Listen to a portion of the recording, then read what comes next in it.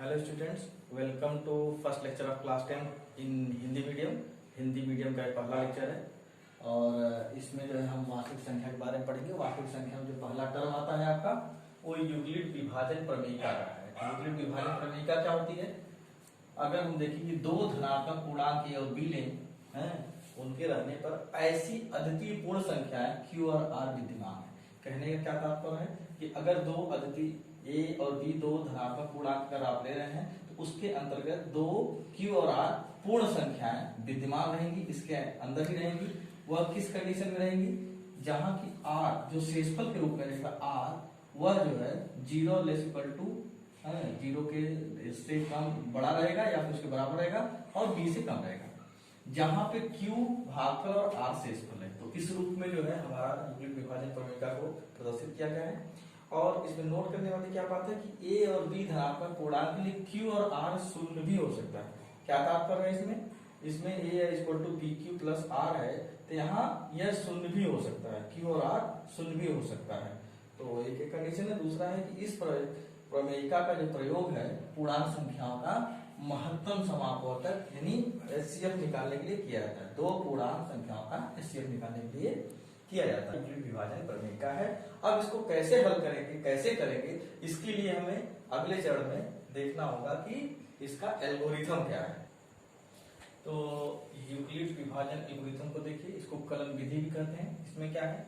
माना दो धनात्मक पूर्णांक C और D, हमने जो है उसमें धनात्मक पूर्णांक A और B लिया था यूक्लिड प्रमेयिका में, यहाँ हमने C और D के रूप में लिया है।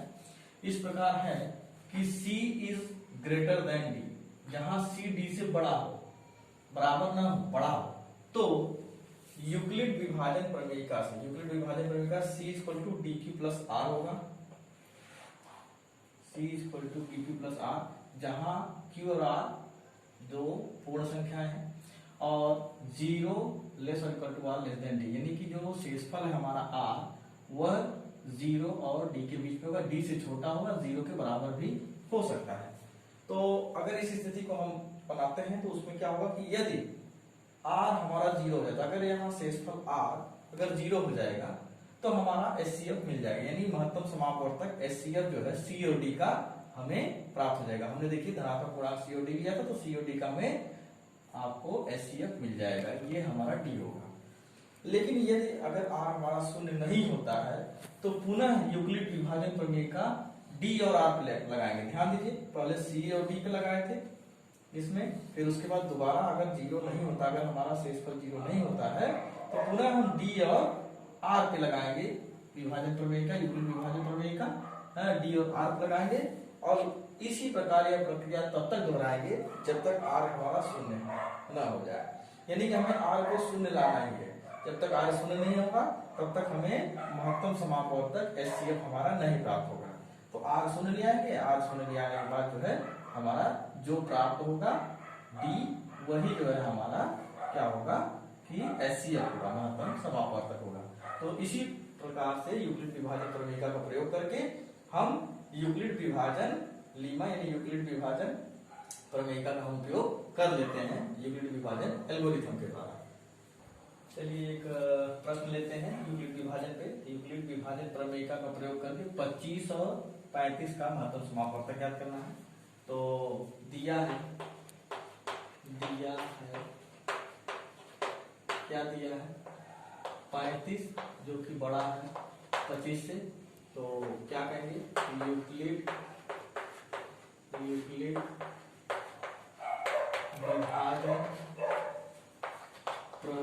प्रमेयिका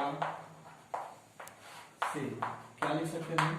देखिए 35 बड़ा तो 35 को लिखेंगे, 25 से भाग करना है तो 25 हो गया, 25 में 1 का गुणा करेंगे 25, 25 धन 10 यानी 35 हो गया। यहाँ देखिए R बराबर क्या है? 10 है, शून्य नहीं है, तो इसका मतलब अगले चरण बढ़ेंगे। अगले चरण में 25 और 10 कर लेंगे तो क्या हो जाएगा? 25 बराबर यहाँ देखिए हो जाएगा 10 गुणे 2 प्लस 5, 10 गुना 20 5 25। यहाँ फिर देखिए R क्या हो गया? 5 के बराबर है, अभी भी शून्य नहीं है, हमें शून्य तक ले आना है, तो पुनः फिर 10 और 5 कर लेंगे। तो 10 बराबर क्या हो जाएगा? 5 गुणे 2 प्लस 0। यहाँ देखिए R बराबर 0 हो गया, जब r बराबर 0 हो गया तो हमारा ये जो था d, ये 5, ये देखिए मैच कर रहा है, यहाँ रिमाइंडर जो है वही यहाँ पे d बना हुआ है, और इसी के बाद r सुना रहा है, तो यही हमारा HCF होगा। तो कहेंगे therefore HCF ऑफ 25 एंड 35, मतलब 25 और 35 का जो HCF होगा, महत्तम समापक होगा, वह क्या हो जाएगा 5। एक अन्य तरह का प्रश्न लिया अगर कि दिखाइए कि कोई विषम धनात्मक पूर्णांक 6q+1, 6q+3 या 6q+5 के रूप में होती है जहाँ की कोई पूर्णांक है। तो ध्यान से देखिए, इसमें लिखा है 6q+1, 6q+3 और 6q+5। तो शुरुआत करते हैं। तो अभी हमने यूक्लिड विभाजन प्रमेय का पढ़ा था, उसमें क्या था, a = bq फॉर्म है। तो यूक्लिड विभाजन प्रमेय से आपने पढ़ा है E = BQ + R के फॉर्म में, ठीक है, जहां जो कंडीशन था रिमाइंडर यानी R का, वह ऐसे था कि 0 ≤ R b शेषफल का था। तो इसी रूप में ध्यान से देखिए, तो BQ + R, यहाँ 6q+1, BQ + R, यहाँ 6q+3, यहाँ 6q+5 है। तो हम मान लेंगे, माना कोई धनात्मक पूर्णांक, एक धनात्मक पूर्णांक मान लीजिए a, तथा धनात्मक पूर्णांक आपने a मान लिया जो इस रूप में लिखा गया है, तथा दिया गया है, तथा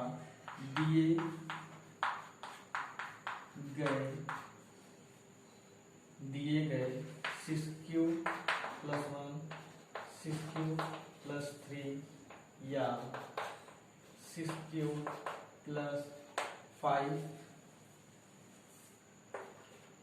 के आधार पर, अगर एक कोई धनात्मक पूर्णांक संख्या मान ली, तो इसके आधार पर हम क्या कर सकते हैं, आधार पर हम कर सकते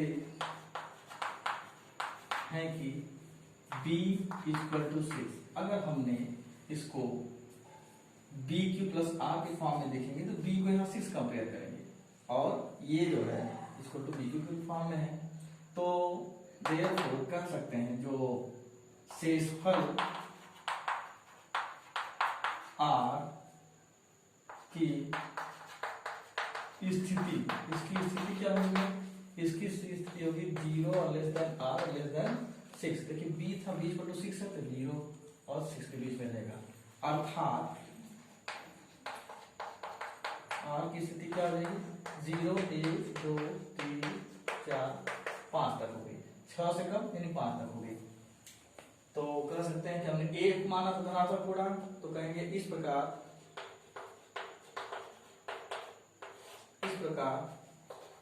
a को निम्नलिखित रूप में लिखा जा सकता है, निम्नलिखित रूप में लिख सकते हैं। कैसे लिख सकते हैं भाई, BQ + R के रूप में। तो देखिए a को कैसे लिखेंगे, यहाँ पे देखिए सबसे पहले क्या करेंगे, हमने b को 6 लिया है, 0, 1, 2, 3, 4, 5, तो यानी क्या हो जाएगा 0 × Q + R। R कितना है देखिए, यहाँ पे 0 है, तो d की मान 6 है, तो यहाँ देगा 6q + 0, पहला वाला। दूसरा क्या देगा 6 × Q + रिमाइंडर 1, दूसरा 6 × Q + 2, इसी तरह 6q + 6 × Q + 3 and 6 × Q + 4 and 6 × Q + 5। इस रूप में लिख सकते हैं a को, जो हमने धनात्मक पूर्णांक माना था। तो यह निकल के क्या आ जाएगा 6 cube 6 cube plus 1 6 cube plus 2 6 cube plus 3 6 cube plus 4 6 cube plus 5 इतने रूप में आ गए।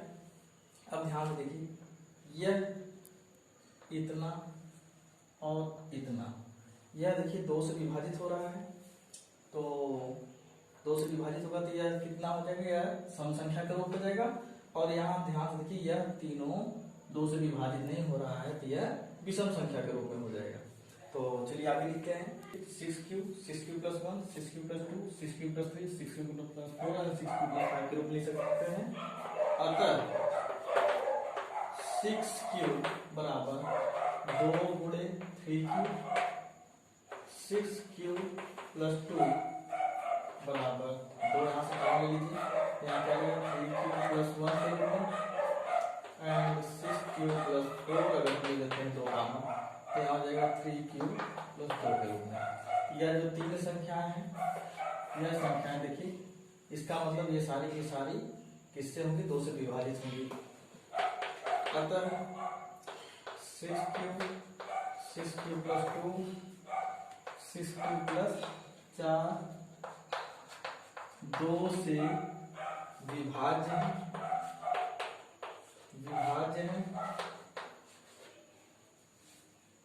अतः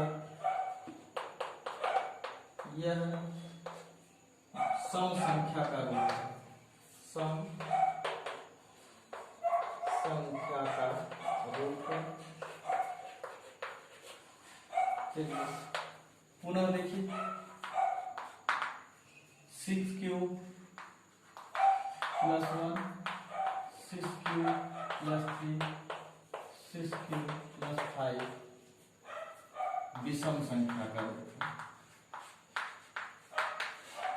विषम संख्या का रूप है, क्योंकि यह 2 से विभाजित नहीं हो रही है इसलिए विषम संख्या का रूप है।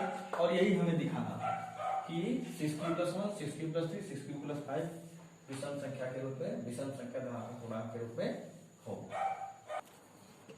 अगले थ्योरम की तरफ बढ़ते हैं, अंकगणित की आधारभूत प्रमेय।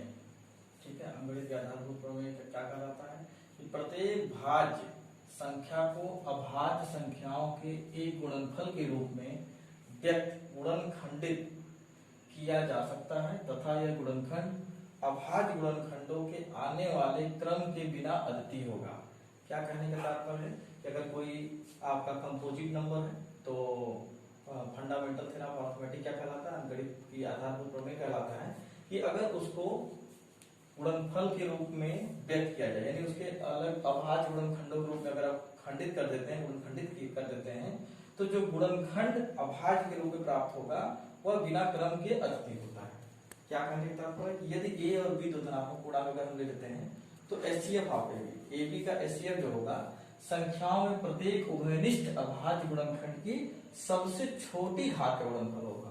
ध्यान दीजिएगा, सबसे छोटी घात का गुणनफल जो होता है वह एचसीएफ कहलाता है। और एलसीएम क्या कहलाता है, संख्याओं में संबंध प्रत्येक अभाज्य गुणन की सबसे बड़ी, ध्यान दीजिएगा यहाँ, सबसे बड़ी घात का गुणनफल एलसीएम कहलाता है।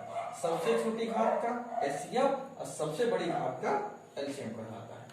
फिर किन्हीं दो धनात्मक पूर्णांकों के लिए अगर ये भी दो धनात्मक पूर्णांक ले रहे हैं तो उसके लिए उन दोनों का जो गुणनफल होगा ए गुणे बी होगा, वह क्या होगा कि ए बी इन्हीं दोनों धनात्मक पूर्णांकों का एचसीएफ यानी कि महत्तम समापवर्तक और एलसीएम यानी कि लघुत्तम समापवर्तक के गुणनफल के बराबर होगा।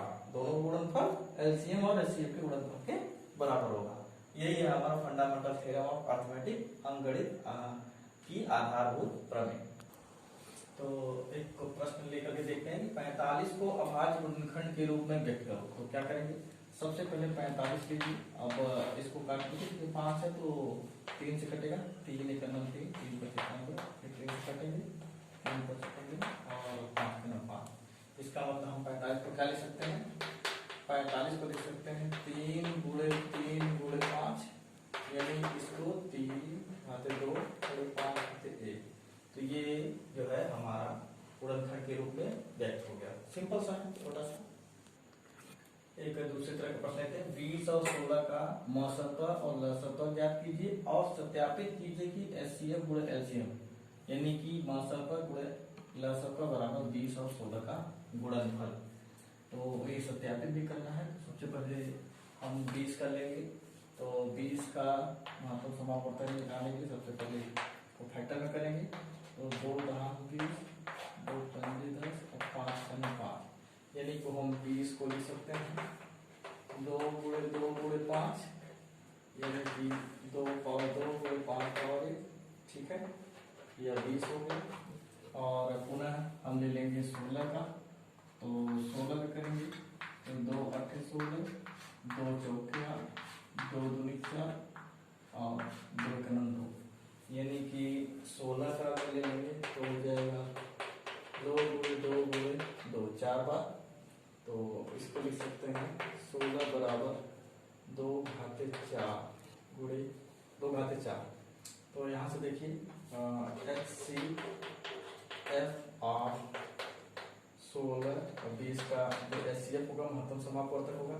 हमने कहा था कि जो सबसे उभयनिष्ठ गुणनखंड की जब कम घात होगी। देखिए उभयनिष्ठ गुणनखंड ये 2 है, 2 इसमें भी है, 2 इसमें भी, इसकी घात 2 है और इसकी घात 4 है, तो क्या हो जाएगा 2 घाते 2, यानी कि 2 गुणे 2 बराबर 4, ये इसका एचसीएफ हो जाएगा। एलसीएम की बात करेंगे तो एलसीएम 16 और 20 का लेंगे, तो सबसे बड़ी घात जो उभयनिष्ठ गुणनखंड का है ये है, ये ले लेंगे 2 घाते 4 और गुणे जो अभाज्य गुणनखंड है ये 5, तो क्या हो जाएगा भाई 2 गुणे 2 गुणे 2 गुणे 2 गुणे 5, यानी कि हो जाएगा 80। तो इसका जो है एलसीएम जो होगा वह 80 हो जाएगा और इसका एचसीएफ जो हो जाएगा वह 4 हो जाएगा। तो देखिए सत्यापन के लिए इन्होंने कहा है कि सत्यापित करिए, तो सत्यापन के लिए लिखिए HCF गुणे LCM, यह कितना होगा भाई 4 गुणे 80, यह कितना हो जाएगा 8 चौक 32, यानी 320 हो गया। और पुनः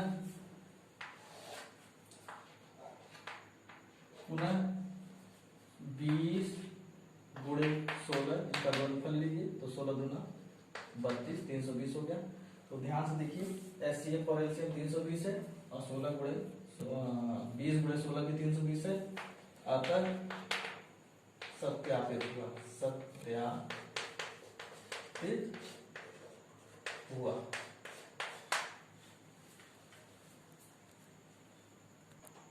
एक अलग तरह का प्रश्न लेंगे कि जांचिए कि 6 घाते n शून्य के साथ समाप्त होता है, यानी अगर 6 को गुणा किया जाए n बार तो यह जो है शून्य के साथ समाप्त होता है, जहां n एक प्राकृतिक संख्या है। तो देखते हैं कि लिखे यदि 6 पावर n कामा शून्य के साथ समाप्त होता है तो यह 5 से या 10 से विभाज्य होगा,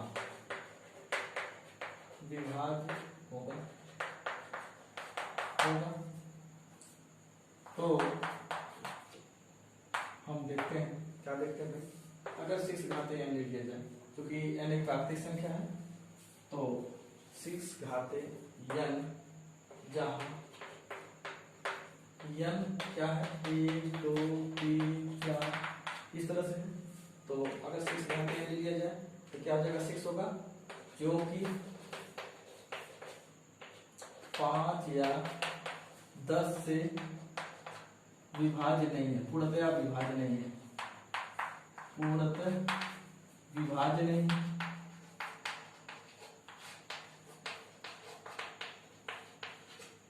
इसी प्रकार शेष घाते 2 ले लेंगे तो 6 गुणे 6, यह भी देखिए 10 से पूर्णतः विभाज्य नहीं ना है, 5 से पूर्णतः विभाज्य है। शेष घाते 3 लेंगे, यह 6 गुणे 6 गुणे 6 हो जाएगा, यह भी देखिए पूर्णतः विभाज्य नहीं है।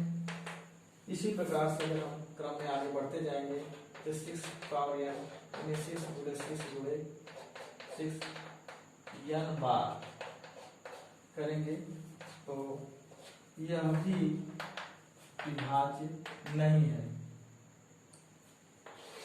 तो क्या कर सकते हैं, अतः 6 घाते n क्या लिखा है, प्राकृतिक संख्या जो शून्य के साथ समाप्त नहीं होगी। अतः 6 घाते n शून्य के साथ समाप्त नहीं होगी। अगले सेक्शन में हम इसी क्रम में बढ़ते वास्तविक संख्याएं के कुछ अलग प्रमेय के बारे में पढ़ेंगे, अलग अलग क्वेश्चन के बारे में पढ़ेंगे। तो हमारे चैनल के साथ बने रहिए। प्लीज़ लाइक एंड सब्सक्राइब, हमारे चैनल को लाइक करिए, सब्सक्राइब करिए और शेयर करिए। देखना ना भूलिए, हमेशा वॉच करते रहिए, हमारे चैनल के साथ बने रहिए।